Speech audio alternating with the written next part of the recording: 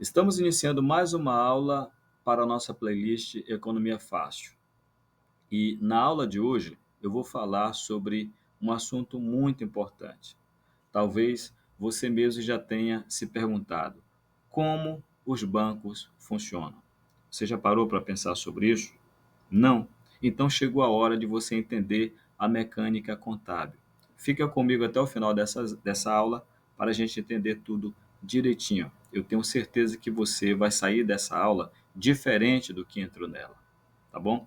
E essa playlist Economia Fácil tem essa finalidade: fazer com que você entenda a economia de maneira fácil, né? Simples, clara e para sempre, para que você nunca mais esqueça, tá bom? Mas antes de iniciar essa aula de hoje, eu peço para que você se inscreva no meu canal, dê um like nas minhas aulas, me ajude a compartilhar conhecimento, me ajude a fazer com que essas aulas cheguem ao maior número de pessoas possível. Então, vamos à aula de hoje. Pessoal, em qualquer país do mundo, existem dois grupos de indivíduos.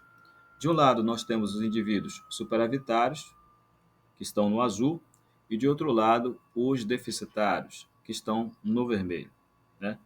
Então, os indivíduos superavitários, que podem ser pessoas físicas ou pessoas jurídicas, tá?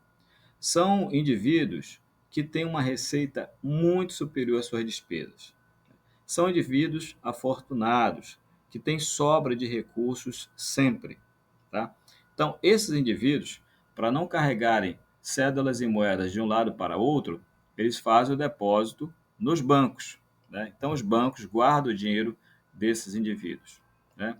E isso é chamado, em contabilidade bancária, de operações passivas. São aquelas operações em que os bancos administram o dinheiro dos indivíduos numa economia, né? Em regra, os indivíduos superavitários, tá bom? Às vezes, os bancos pagam um valor para esses indivíduos. Outras vezes, simplesmente eles guardam esse dinheiro e todas as vezes que esses indivíduos precisam desse dinheiro de volta, precisam sacar esse dinheiro, os bancos devolvem esse dinheiro para eles, tá bom? Então, são as operações passivas. O que é que o banco faz com esse dinheiro? Fica com ele? Não. Ele vai transferir esse dinheiro para os indivíduos deficitários. É o outro lado da economia. Esses indivíduos deficitários possuem uma despesa muito maior que as suas receitas, seja também aqui pessoa física ou pessoa jurídica, tá? Qualquer um desses indivíduos. Então, as despesas são muito altas. A toda hora, esses indivíduos, essas pessoas estão precisando de dinheiro. Então, esse dinheiro vem dos indivíduos superavitários por intermédio dos bancos. E essas operações são chamadas de operações ativas.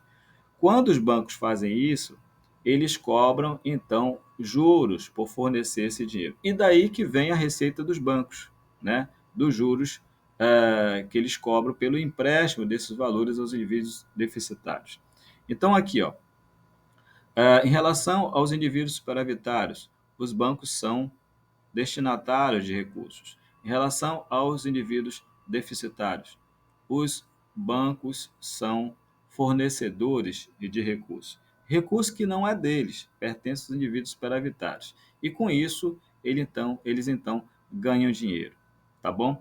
Dos juros que eles recebem aqui dos indivíduos deficitários, eles pegam uma parte, em algumas situações, e transferem para os indivíduos superavitários.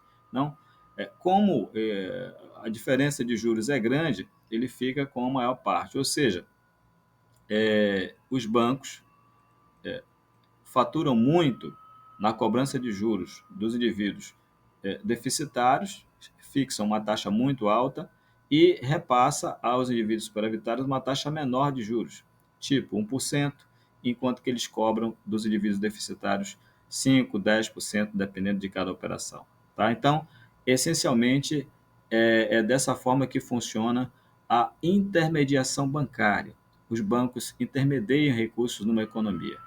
Eles ficam exatamente entre essas duas categorias de indivíduos, para então fazer com que esse dinheiro flua para a economia. Ao lado dessas duas operações, nós temos também as operações especiais. Por exemplo, débito automático em conta corrente. Em relação às operações especiais ou neutras, os bancos não recebem nenhum recurso financeiro em troca. Eles simplesmente fazem, né? Outra situação é quando os bancos recolhem os impostos para o governo. Aí também não recebe nada em troca por esse serviço. Então, são operações também chamadas de operações neutras, tá? Então, em síntese, gente, é assim que um banco funciona, tá? O banco promove, ajuda a promover o desenvolvimento e crescimento de um país, né? Tem gente que não gosta de banco, né? Tem gente que diz que banco gosta mais do dinheiro do que do correntista, e isso é uma verdade, né? Porque o dinheiro é essencial, é a mercadoria que os bancos trabalham, tá bom? Então, eu espero que você tenha gostado desta aula. Já te convido a ficar comigo para a próxima aula. Um forte abraço.